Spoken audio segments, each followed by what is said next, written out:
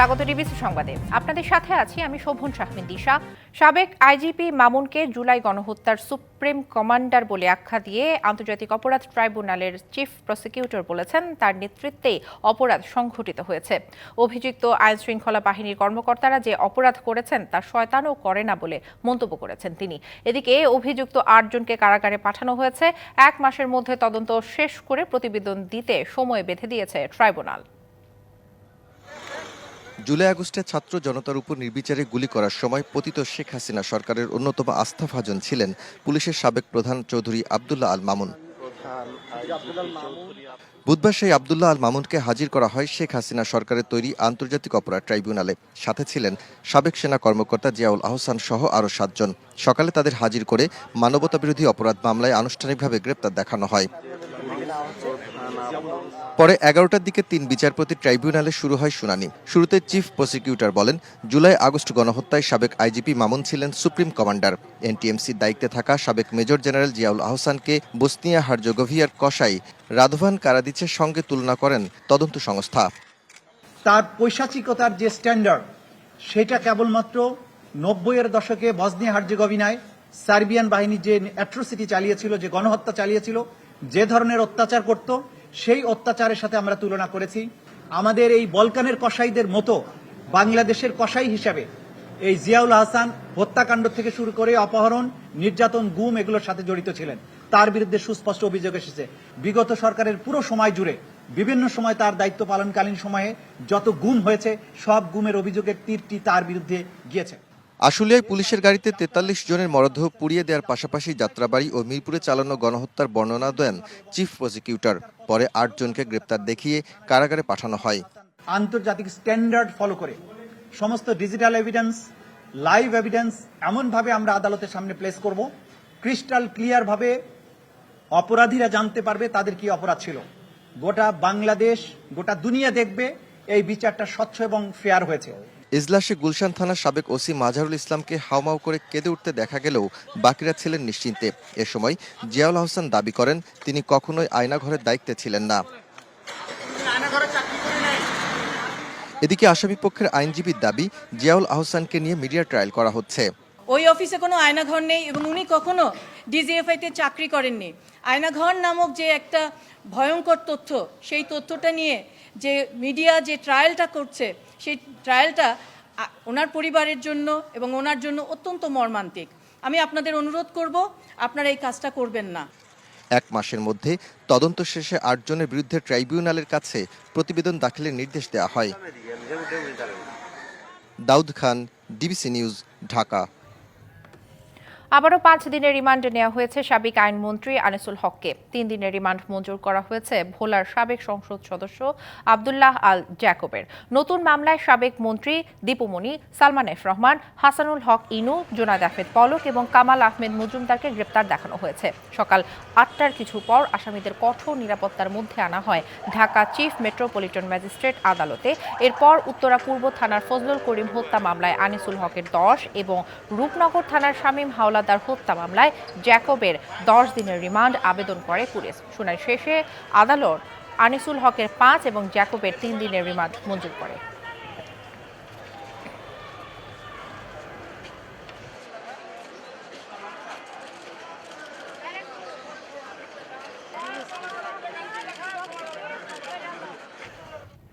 আওয়ামী লীগ জাতীয় পার্টি সহ ফ্যাসিবাদী শক্তি এবং তাদের রাজনৈতিক অপতৎপরতা নিষিদ্ধের দাবিতে ঢাকা বিশ্ববিদ্যালয় ক্যাম্পাসে কফিন মিছিল করেছে ফ্যাসিবাদ বিরোধী ছাত্র জনতা।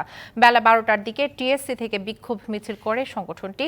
টিএসসি থেকে শুরু হয়ে মিছিলটি ঢাকা বিশ্ববিদ্যালয় ক্যাম্পাসের বিভিন্ন সড়ক প্রদক্ষিণ করে। এর আগে সংক্ষিপ্ত সমাবেশে বক্তারা বলেন, এখনো যারা আওয়ামী লীগের রাজনীতিতে ফিরে আসার কথা বলছে তাদের খুঁজে বের করতে হবে। প্রধান উপদেষ্টা যদি মনে করেন আওয়ামী লীগকে ফিরিয়ে আনবেন, তাহলে একটি গণভোটের আয়োজন করার আহ্বান জানান তারা আরও জানান, এই দেশের মানুষ আওয়ামী লীগ জাতীয় পার্টি সহ ফ্যাসিবাদের দোসরদের এই বাংলার মাটিতে আর দেখতে চায় না।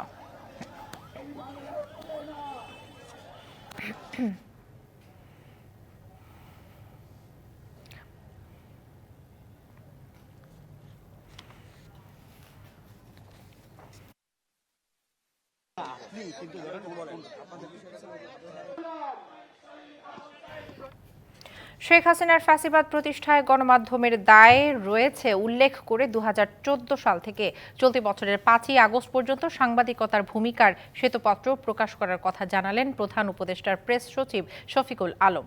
রাজধানীতে আয়োজিত এক অনুষ্ঠানে বলা হয়, গণমাধ্যমকে ফ্যাসিবাদ মুক্ত করতে না পারলে মুক্ত সাংবাদিকতা সম্ভব নয়।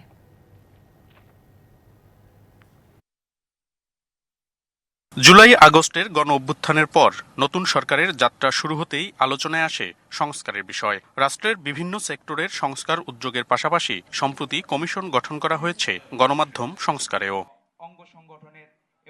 এমন পরিস্থিতিতে বুধবার দুপুরে জাতীয় প্রেস ক্লাবে জুলাই গণহত্যায় গণমাধ্যমের ভূমিকা, জবাবদিহিতা ও সংস্কার প্রস্তাব শীর্ষক আলোচনা সভার আয়োজন করা হয়, যাতে অংশ নিয়ে বৈষম্য বিরোধী শিক্ষার্থী সহ বিভিন্ন ছাত্র সংগঠনের প্রতিনিধিরা তাদের মতামত তুলে ধরেন। আমাদের অনেক ভাইকে অ্যারেস্ট করছে পুলিশ, হচ্ছে আমাদেরকে তখন সরাসরি লাঠিচার্জ করতে পারছে না, কারণ সেখানে অনেক সাংবাদিক ভাইরা ছিল এবং সেই সাথে সাথে তখন পুরো বিশ্বের কাছেই বাংলাদেশ অন্যতম একটা আকর্ষণের জায়গা। যখন দিগন্ত টেলিভিশন আমার দেশ পিস টিভিকে বন্ধ করে দেওয়া হয়েছিল এবং লেজুর ভিত্তি পরিহার করে সকল সাংবাদিকরা একযোগে তা প্রতিবাদ করতে পারেন নাই, তখন মনে হয়েছিল সাংবাদিকদের কোনো দল থাকতে পারে না, থাকতে পারে সততা এবং ন্যায় নীতি। ফ্যাসিস্ট রেজিমে দেখেছি তাদের সকল কর্মকাণ্ডই ছিল দেশ বিরোধী। তখন এই পুলিৎজার এবং হার্স্ট শুধুমাত্র ট্রেলার দেখিয়েছিলেন। অনুষ্ঠানে সংস্কার কমিশনের সদস্য সৈয়দ আফদাল হোসেন বলেন, গণমাধ্যমকে ফ্যাসিবাদ মুক্ত করতে না পারলে মুক্ত সাংবাদিকতা সম্ভব নয়। আওয়ামী লীগের বিচার যদি আমরা না করতে পারি তাহলে এই ফ্যাসিবাদ কখনই মুক্ত হবে না। তাই আসুন আমরা এই দাবি সবসময় সোচ্চার করি যে ফ্যাসিবাদ মুক্ত বাংলাদেশ করতে হলে, মুক্ত গণমাধ্যমের বাংলাদেশ করতে হলে ফ্যাসিবাদকে যে কোনো মূল্যে রুখে দিতে হবে। প্রধান উপদেষ্টার প্রেস সচিব শফিকুল আলম জানান, শেখ হাসিনার ফ্যাসিবাদ কায়েমে গণমাধ্যমের দায় রয়েছে। শুধু জুলাই আগস্টের গণ অভ্যুত্থান নয়, অতীত থেকেই এই দায় খোঁজা হবে। গত 16 বছরে কার কি রোল ছিল সেটা নিয়ে গবেষণা করেন। কাউকে আমরা সুইপিং রিমার্ক না করি, কিন্তু আমরা প্রত্যেকটা ইপিসি ঘুরে আসি, দেখি কিভাবে ওনারা এই ভয়াবহ যে একটা আওয়ামী লীগ রেজিম, এই যে শেখ হাসিনার রেজিম, যারা বাচ্চা ছেলে মেয়েদেরকে খুন করতে দ্বিধাবোধ করে নাই, তাদেরকে সম্মতি উৎপাদন কারা করেছিলেন, কিভাবে করেছিলেন। ঢালাওভাবে কাউকে ফ্যাসিবাদ উল্লেখ না করে গণমাধ্যম নিয়ে সুষ্ঠু ও পর্যালোচনার পর একটি সঠিক তথ্য সবার সামনে তুলে ধরার পক্ষে মত দেন প্রধান উপদেষ্টার প্রেস সচিব। 2011 সালে যখন মনিরুল সোহাগ, ডিবিসি নিউজ, ঢাকা। আওয়ামী লীগকে নির্বাচনে আনার কথা বলেনি বিএনপি, এই বক্তব্যের ভুল ব্যাখ্যা দেওয়া হচ্ছে, একথা বলেছেন বিএনপি মহাসচিব মির্জা ফখরুল ইসলাম আলমগীর। আরও বলেন, আওয়ামী লীগ একটি রাজনৈতিক দল, তারা রাজনীতি করতে পারবে কিনা তা নির্ধারণ করবে দেশের জনগণ। সকালে ফেনীর ফুলগাজীতে বন্যায় ক্ষতিগ্রস্ত শিক্ষার্থী এবং জনসাধারণের মধ্যে শিক্ষা উপকরণ এবং ঢেউটিন বিতরণ অনুষ্ঠানে এসব কথা বলেন মির্জা ফখরুল। বলেন, অন্তর্বর্তী সরকার সব জঞ্জাল পরিষ্কার করে দ্রুত নিরপেক্ষ নির্বাচনের ব্যবস্থা করবে বলে আশা প্রকাশ করেন তিনি। বিএনপি রাজনৈতিক দল হিসেবে আওয়ামী লীগকে বাধা দিতে পারে না, কিন্তু বিগত সময়ে গণহত্যা চালানো শেখ হাসিনা সহ সবাইকে বিচারের আওতায় আনাতে হবে বলেও জানান মির্জা ফখরুল ইসলাম আলমগীর।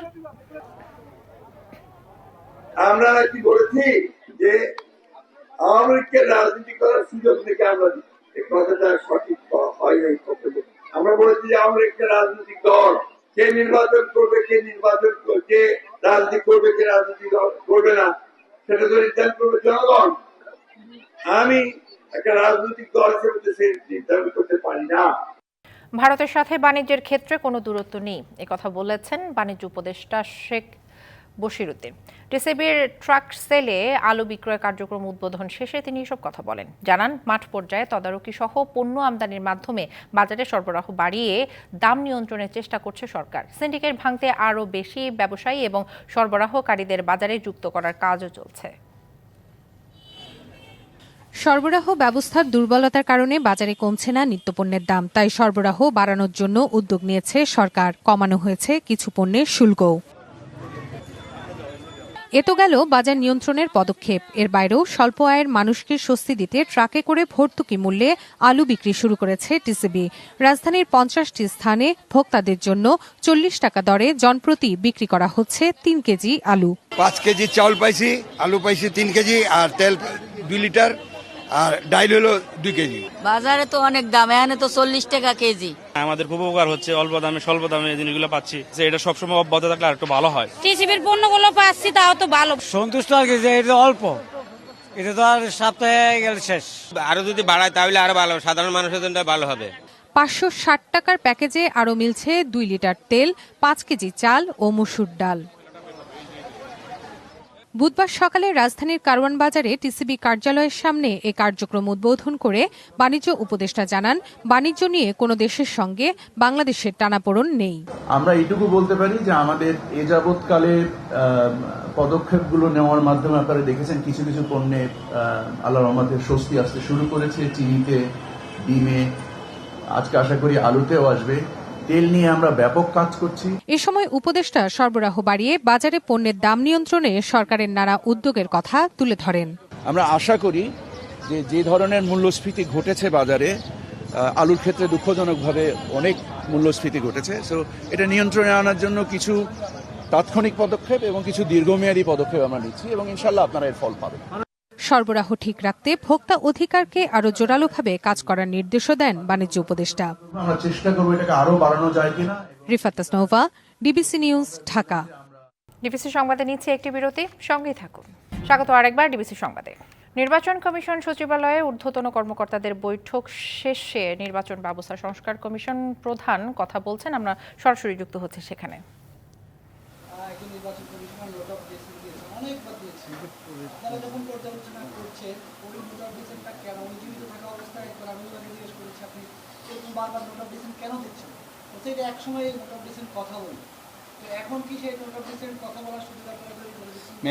মেবি আমাদের পরবর্তী নির্বাচন কমিশন আশা করি দ্রুতই এটা ঘটতে হবে, সেই সিদ্ধান্ত ওনারাই নেবেন।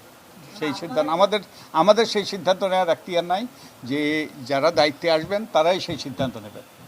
ওকে, ঠিক আছে, থ্যাংক ইউ, অনেক ধন্যবাদ।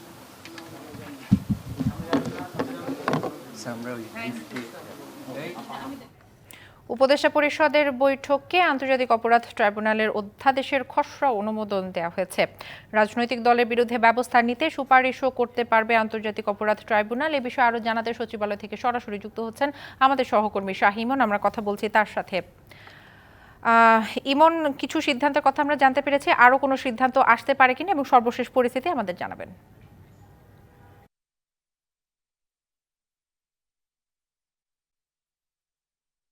সকাল 11টার থেকে উপদেষ্টা পরিষদের নিয়ে প্রধান উপদেষ্টা ডক্টর ইউনূস উনি বৈঠকে বসেছিলেন সচিবালয়ে। উনি আজকেই প্রথমবারের মতো সচিবালয়ে এসেছেন।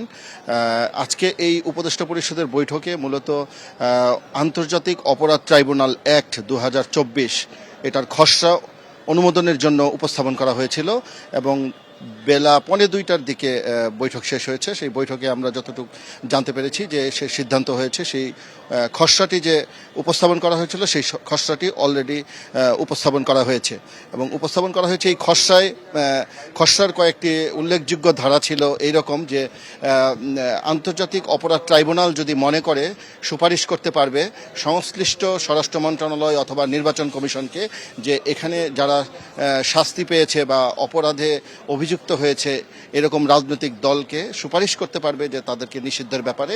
এই খসড়াটা আজকে উপস্থাপন করা হয়েছিল এবং সেটা পাশ করা হয়েছে। ইতিমধ্যেই বৈঠক শেষ হয়েছে। বৈঠক শেষে মন্ত্রিপরিষদ সচিব অথবা সরকারের কোনো একজন মন্ত্রী উনি গণমাধ্যম কর্মীদের আনুষ্ঠানিকভাবে ব্রিফিংয়ের মাধ্যমে জানাবেন যে আরও কি কি সিদ্ধান্ত হয়েছিল। আমরা এখন পর্যন্ত এইটুক সিদ্ধান্তই জানতে পেরেছি। ইতিমধ্যেই বৈঠক শেষ হয়েছে এবং প্রধান উপদেষ্টা ডক্টর ইউনূস উনি আরও কিছু আনুষ্ঠানিকতা রয়েছে, সচিবদের নিয়ে একটু মত বিনিময় করবে এবং বৈঠক করার কথা রয়েছে। এটা শেষ হওয়ার পরই আনুষ্ঠানিকভাবে গণমাধ্যম কর্মীদের মূলত জানানো হবে। আর আরও একটি বিষয় বলে রাখি আপনাকে যে আজকে এই ছিল এখন পর্যন্ত আমার হাতে থাকা সর্বশেষ খবর। ইমন, ধন্যবাদ আপনাকে। ব্যাটারি চালিত অটোরিকশার ধাক্কায় জাহাঙ্গীরনগর বিশ্ববিদ্যালয়ের মার্কেটিং বিভাগের শিক্ষার্থী আফসানা করিম রাচির মৃত্যুর ঘটনায় 8 দফা দাবিতে জাহাঙ্গীরনগর ব্লকেট কর্মসূচি পালন করছেন শিক্ষার্থীরা। সকাল 6:45 থেকে বিশ্ববিদ্যালয়ের সব দরজায় তালা ঝুলিয়ে দিয়ে প্রধান ফটকে 8 দফা দাবিতে অবস্থান নিয়েছেন তারা। এ সময় নিহত শিক্ষার্থীর পরিবারকে যথাযথ আর্থিক ক্ষতিপূরণ, অদক্ষ নিরাপত্তা কর্মীদের প্রত্যাহার এবং 24 ঘন্টার মধ্যে সিসিটিভি ক্যামেরাগুলো সচল করা সহ নিরাপদ ক্যাম্পাসের দাবি জানান শিক্ষার্থীরা। এদিকে রাচির মৃত্যুর ঘটনায় দায়িত্ব অবহেলার কারণে ডেপুটি রেজিস্ট্রার সহ 4 কর্মকর্তা-কর্মচারীকে সাময়িক বরখাস্ত করেছে বিশ্ববিদ্যালয় প্রশাসন। গতকাল থেকে ক্যাম্পাসের শহীদ মিনার সংলগ্ন নতুন কলা ভবনের সামনের রাস্তায় ব্যাটারি চালিত অটোরিকশার ধাক্কায় নিহত হন আফসানা করিম রাচি।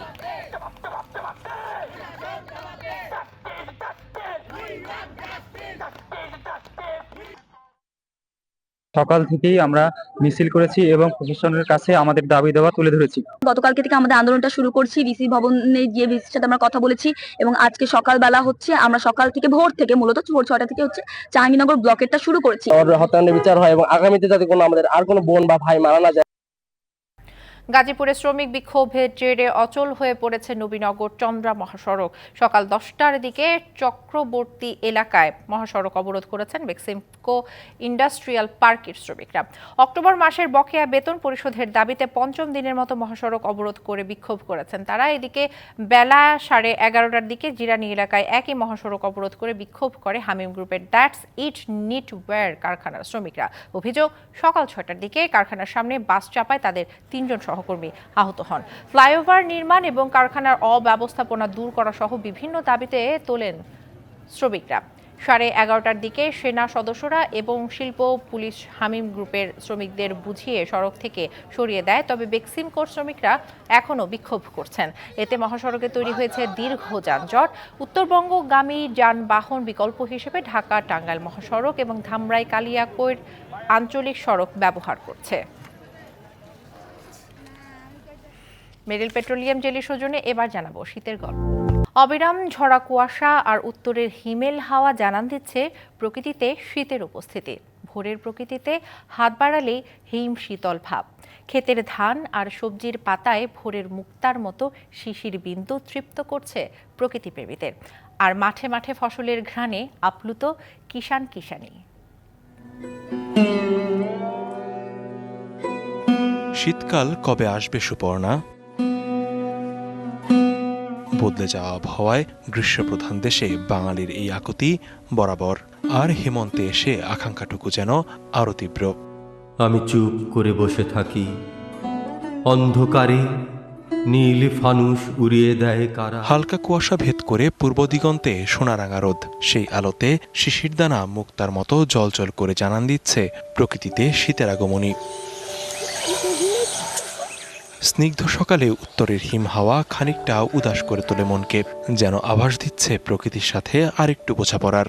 ঘাসের মধ্যে ধানের শিশির উপরে মুক্ত দানার মতো যেন শিশির ঝুলে থাকে, দেখতে অপরূপ সুন্দর। কারো যদি অবসাদ থাকে বা দেখার ইচ্ছা থাকে বাংলাকে, এই সময়টাই উত্তম সময়। হালকা শীতেই নানা রস নিয়ে হাজির বসুধা। কাকডাকা ভোরে রস নিয়ে বাড়ি বাড়ি হাজির হয় গাছিরা। এই শীতের সময় ভালো রসের চাহিদা, অনেকে হয়তো আসে মনে করেন যে পিঠা খাওয়ার জন্য নিয়ে যায়, পায়েস খাওয়ার জন্য নিয়ে যায়।